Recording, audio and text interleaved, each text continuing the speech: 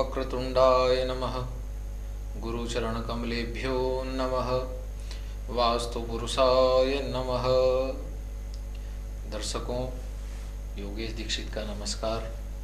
जिन प्रश्नों को आप लोग कर रहे हैं, मैंने कल भी ये आपको बताया था कि उसमें date of birth, time, birth पहले इसका होना बहुत आवश्यक है। लेकिन इनके साथ साथ आप क्वेश्चन केवल एक ही पूछें, नौकरी से संबंधित है या विवाह से संबंधित है, क्योंकि क्वेश्चनों की संख्या जो कॉल्स आ रहे हैं वो बहुत ज़्यादा है। तो मैं कोशिश करता हूँ अधिक से अधिक क्वेश्चन यहाँ पर आपके प्रश्नों के उत्तर दे सकूँ, लेकिन वो संभव तभी होगा जब आप मुझे कोऑपरेट करेंगे। उसके लिए आप केवल एक क्वेश्चन ही अपना पूछें ताकि सभी का इसमें यहाँ पर उनके समस्याओं का समाधान हो सके।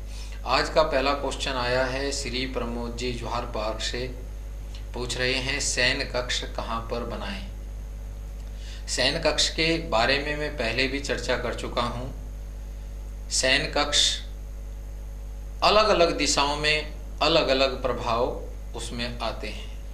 ईशान कोण में शयन कक्ष किसका होना चाहिए और किसका नहीं होना चाहिए, पूर्व दिशा में शयन कक्ष होने से क्या क्या प्रॉब्लम आ सकती हैं, आग्नेय कोण में शयन कक्ष होने से क्या क्या प्रॉब्लम आती हैं, इसी प्रकार से जो हमारी मुख्य 8 दिशाएं हैं उनमें अलग अलग प्रभाव देखने में आते हैं। ईशान कोण में हमें अशांति, अगर हमारा जो घर का मालिक है उसका बेडरूम होगा, शयन कक्ष होगा, तो उसमें उसको अशांति रहेगी। पूर्व दिशा में स्वास्थ्य से संबंधित प्रॉब्लम होगी। मैंने पहले बताया कि आग्नेय कोण में अगर रसोई नहीं है और वो पूर्वी आग्नेय में है तो वहाँ पर स्वास्थ्य पर प्रभाव पड़ता है। आग्नेय कोण में होगी तो घर में झगड़े ज़्यादा होंगे अगर उनका शयन कक्ष अग्नि कोण में है। दक्षिण में आप अपना शयन कक्ष रख सकते हैं, वो शुभता का प्रतीक होता है, शनि प्रधान होता है, चंद्रमा वहाँ पर इफेक्टिव नहीं होता। पश्चिम नैऋत्य या नैऋत्य में भी शुभ माना जाता है। पश्चिम में शयन कक्ष का होना बच्चों के लिए बहुत अच्छा माना जाता है। और वायव्य में जो शयन कक्ष है, अगर आपका शयन कक्ष है तो बाहर जाने की गतिविधियाँ ज़्यादा होती हैं, बार बार बाहर जाना पड़ता है। घर से बाहर वो व्यक्ति घर में कम रुक पाता है। और उत्तर में होने से उत्तर में स्वास्थ्य पर प्रभाव पड़ेगा। इसी प्रकार से ये 8 दिशाएं हैं, इन पर अलग अलग प्रभाव देखने में आया है। जहाँ पर चंद्रमा का प्रभाव होता है वहाँ पर शयन कक्ष नहीं बनाना चाहिए। उसका साइंटिफिक रीजन है कि शब्द लिखा है चंद्रमा मनसो जातः चक्षुः सूर्यो अजायते। चंद्रमा मन का स्वामी है। जब जब कुंडली के अंदर चंद्रमा चतुर्थ स्थान पर आता है या लगन पर बैठा हुआ होता है तो वो व्यक्ति चंचलता उसके अंदर ज़्यादा पाई जाती है। मन के अंदर मन स्थान पर, चतुर्थ स्थान पर अगर चंद्रमा है तो मानसिक रूप से उसमें चंचलता अधिक पाई जाती है। वो किसी भी निर्णय को जब लेता है या कार्य करता है या पढ़ाई करता है तो वो वहाँ से बार बार उठता है या एक समय में लंबे समय तक बैठ करके वो पढ़ाई नहीं करता है। क्योंकि 80% हमारे शरीर के अंदर पानी है, वे 20% अन्य चीज़ें पाई जाती। ज्योतिष और विज्ञान दोनों एक दूसरे के कारक हैं। चंद्रमा की गति के कारण ज्वार भाटा समुद्र के अंदर आता है। जब चंद्रमा अपनी गति के कारण उस जल के ऊपर प्रभाव डाल रहा है जो समुद्र में है, तो क्या आपके अंदर जो जल विराजमान है जिसकी 80% तक परसेंटेज देखी गई है, जो आपके शरीर है, क्या आपके शरीर के ऊपर प्रभाव नहीं डालता होगा? वो निश्चित रूप से प्रभाव डालता है। एक वैज्ञानिक विश्लेषण में बताया गया है कि जितने भी ब्रेन हेमरेज होते हैं वो पूर्णिमा के आसपास ही पाए जाते हैं। 10वीं से लेकर के कृष्ण पक्ष की पंचमी तक पूर्ण यौवन पर चंद्रमा होता है और उसी दौरान झगड़े इत्यादि भी ज्यादा होते हैं। अतः चंद्रमा हमारी क्योंकि मन की चंचलता को बढ़ा देता है। अतः जहाँ पर चंद्रमा का प्रभाव पाया जाता है, जैसे कि पूर्वी ईशान, वहाँ पर अपना शयन कक्ष नहीं बनाना चाहिए। अब बात आती है शयन कक्ष बनाएं तो कहाँ बनाएं। शयन कक्ष मैं पहले भी बता चुका हूँ, अपना शयन कक्ष वो नैऋत्य कोण में बनाएं, पश्चिमी नैऋत्य में बनाएं। इसके बाद बात आती है कि अगर बड़े पुत्र की शादी हो गई है या घर में जो भी पुत्र है उसकी शादी हो गई है, उसको कहाँ पर, उनका शयन कक्ष कहाँ पर रखें। नैऋत्य कोण से दाहिनी ओर चलें, वो आता है हिस्सा पश्चिम वाला। जो पिता से नीचे का, जो पिता से उम्र में कम है, उनका शयन कक्ष आप पश्चिम में रख सकते हैं। बंधुओं, बहुत ध्यान देने वाली बात है कि अगर ऊपर नीचे आपने शयन कक्ष बनाए हुए हैं तो किसी भी हालात में ऊपर का शयन कक्ष पुत्र को नहीं देना है। पुत्र का जो शयन कक्ष हो वो नीचे वाला ही हो, ऊपर का पिता का होना चाहिए। अगर ऐसी परिस्थिति बन जाती है कि हमारा शयन कक्ष हमने पुत्र को ऊपर का दे दिया है और पिता का नीचे का शयन कक्ष है, तो निश्चित रूप से उस घर के ऊपर पिता से ज्यादा पुत्र का अधिकार होगा या उसकी बात मानी जाएगी। होल्डिंग पावर अगर अपनी बनाकर रखनी है तो हमेशा ऊपर वाला ही कमरा लेना या नैऋत्य कोण लेना, पुत्र को उससे पश्चिम वाला कमरा देना। अब बात आती है कि आग्नेय कोण में अगर हमारा बेडरूम हो, शयन कक्ष हो, तो क्या प्रभाव आएंगे।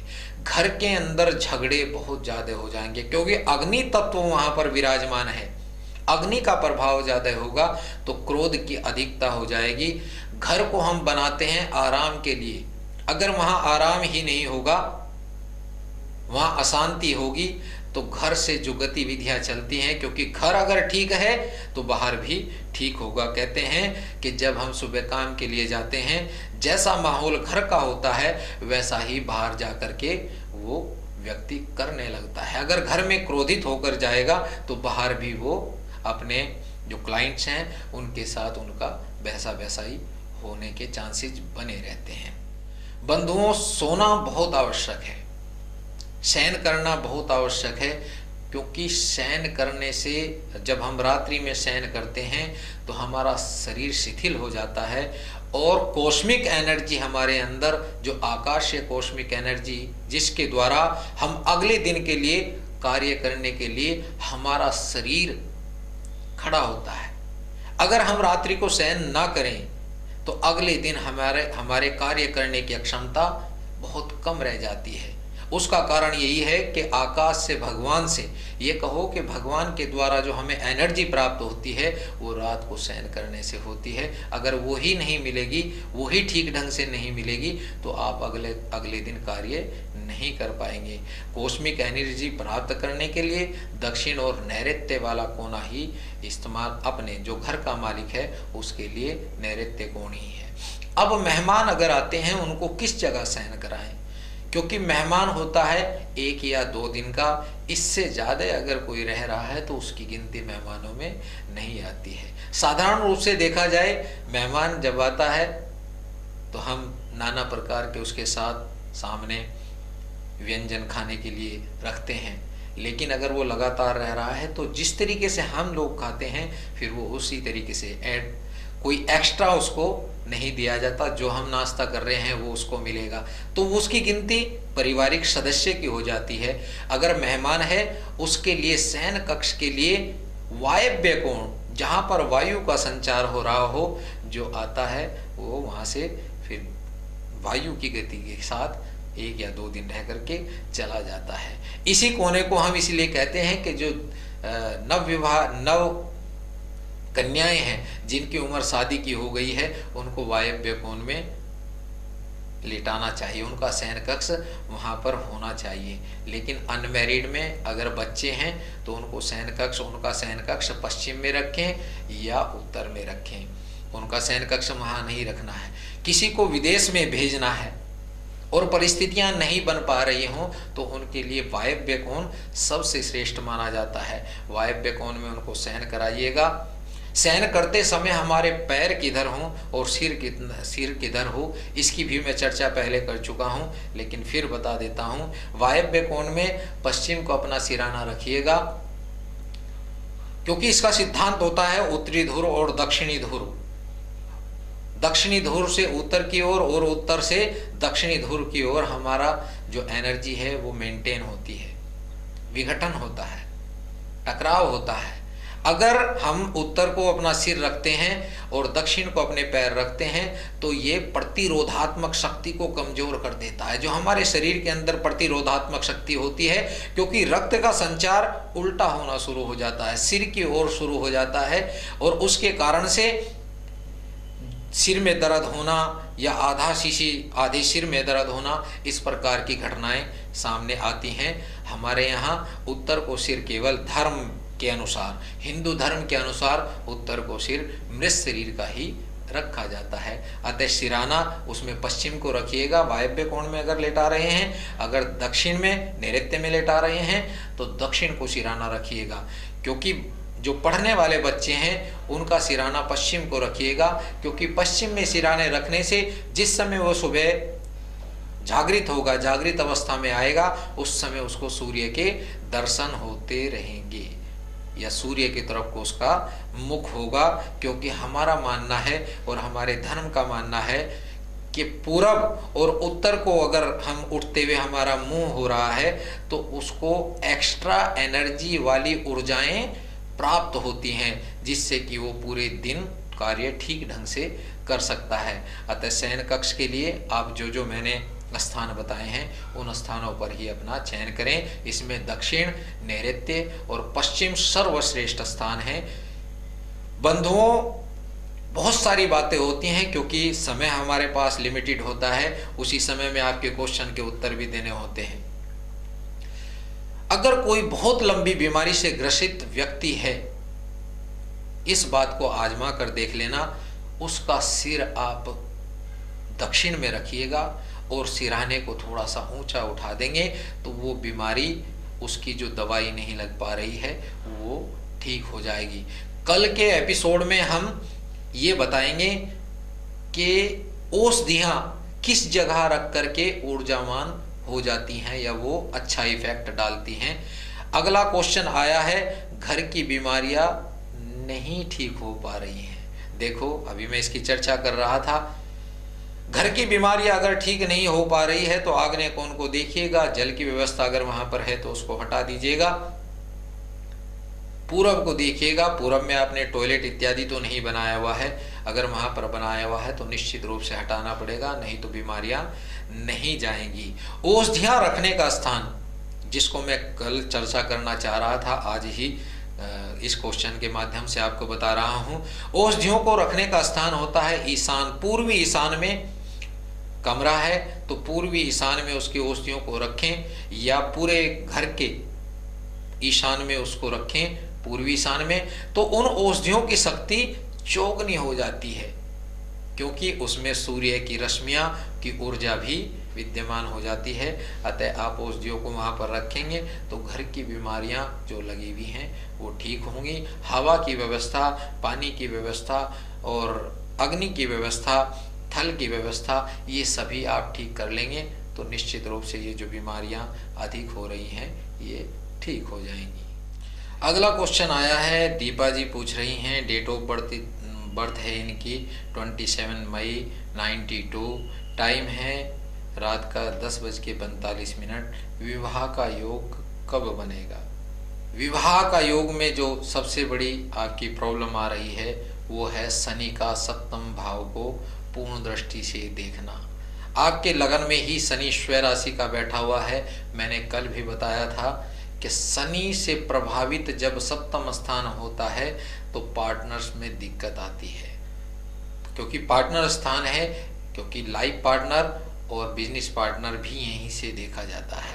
लाइफ पार्टनर में दिक्कत आ रही है, केतु की महादशा में शनि का ही अंतर आपका चल रहा है। शनि से प्रभावित होने के कारण आपके ये विवाह में अड़चने आ रही हैं। बंधुओं, शनि कलयुग के अंदर ज्यों ज्यों कलयुग का आगे बढ़ता जाएगा चक्र, तो शनि, राहु, केतु वे सभी जो क्रूर ग्रह हैं उनका प्रभाव बढ़ता चला जाएगा। शनि का प्रभाव क्यों बढ़ रहा है? आज के समय में शनि इतना ज़्यादा प्रभावित क्यों दिखाई दे रहा है? राहु इतना ज़्यादा प्रभावित क्यों दिखाई दे रहा है? थोड़ा सा चिंतन करेंगे तो आपको खुद मालूम हो जाएगा कि ये इतना ज़्यादा प्रभावी क्यों हो रहा है। पहले जब हम मकान बनाते थे तो फूस इत्यादि के, उसके बाद कड़ियाँ डाल करके उस पर मिट्टी डाल करके बनाते थे, यानी कि हम सरिये का, सीमेंट का और बजरी का प्रयोग बहुत कम करते थे। आज जो मकान बना रहे हैं वो कहाँ से बने हुए हैं?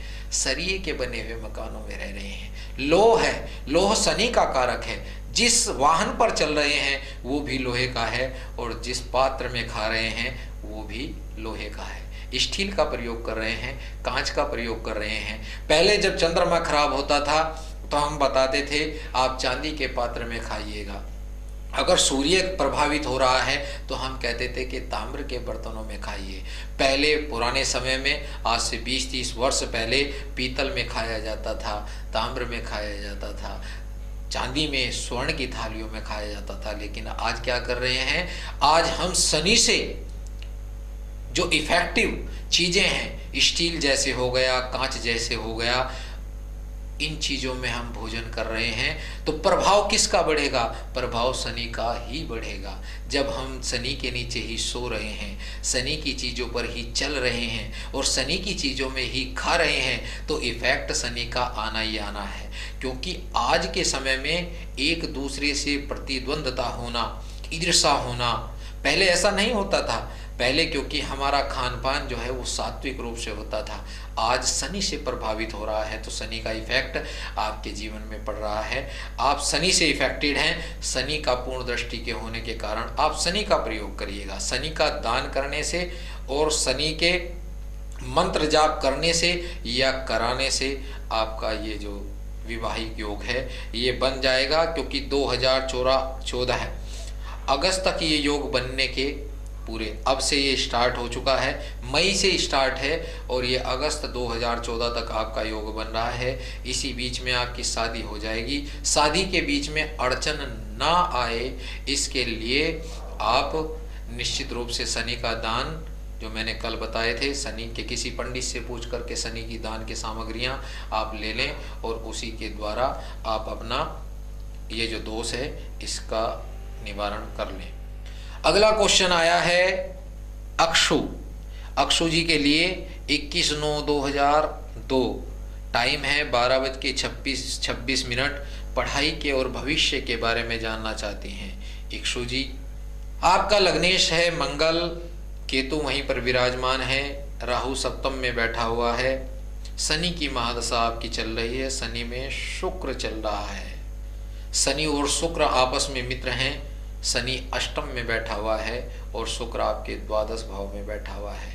अष्टम में बैठा हुआ शनि, अन्य सभी शुभ ग्रह अष्टम में बैठे हुए खराब माने जाते हैं, मगर शनि का अष्टम में बैठना आयु वृद्धि कारक होता है।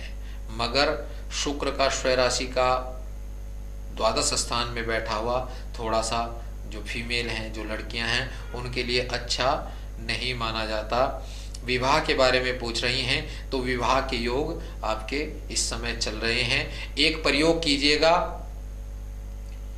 सुबह के समय भगवान शंकर के मंदिर में जाइएगा और एक तांबे के पात्र से या पीतल के पात्र से जल भर करके उसके अंदर बूरा डाल करके भगवान शंकर को अर्पण कीजिएगा। ये प्रयोग आपको जब तक शादी नहीं होगी तब तक ये प्रयोग आपको करते रहना है। शादी के पश्चात इसको भगवान जी को प्रसाद इत्यादि लगा करके इस प्रयोग को बंद कर देना। शनि आपका अष्टम में है और शनि के लिए आप शनि का दान करें या शनि का मंत्र जाप करें या किसी पंडित से इस शनि के मंत्र को जाप कराएं, आपके योग बन जाएंगे। अगला क्वेश्चन आया है सारिक जी का क्वेश्चन आया है। इनकी डेट ऑफ बर्थ है 22/88 11:15 AM।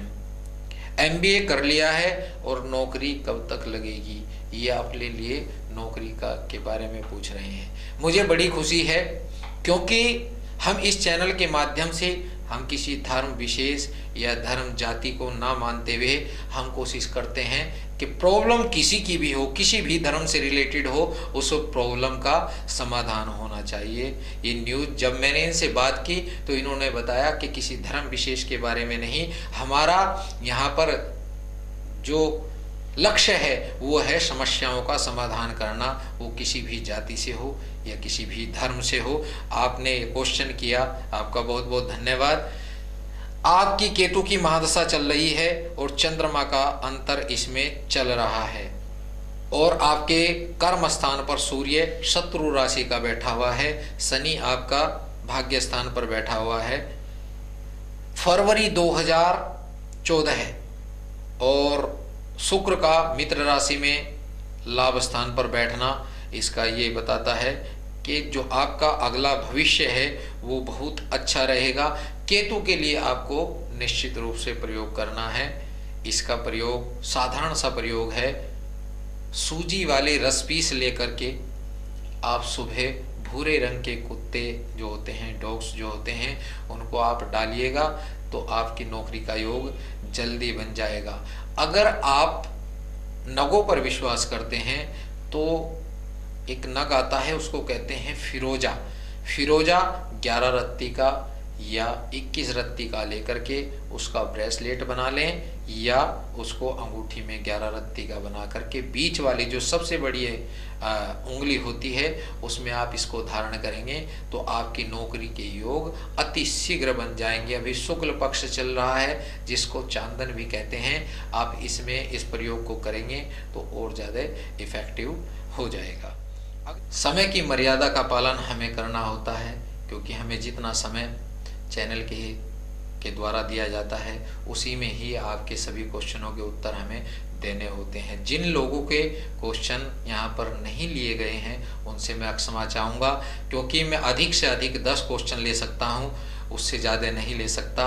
अतः अपनी जो कॉल करने का आपका समय है वो शीघ्रता से दिखाएं। जो पहले 10 नंबर यहाँ पर जिनकी कॉल आएंगी, जो क्वेश्चन करेंगे, उन्हीं के मैं यहाँ पर ले पाऊँगा क्योंकि आज भी प्रिया जी और एक जैन साहब हैं, उनका क्वेश्चन रह गया है।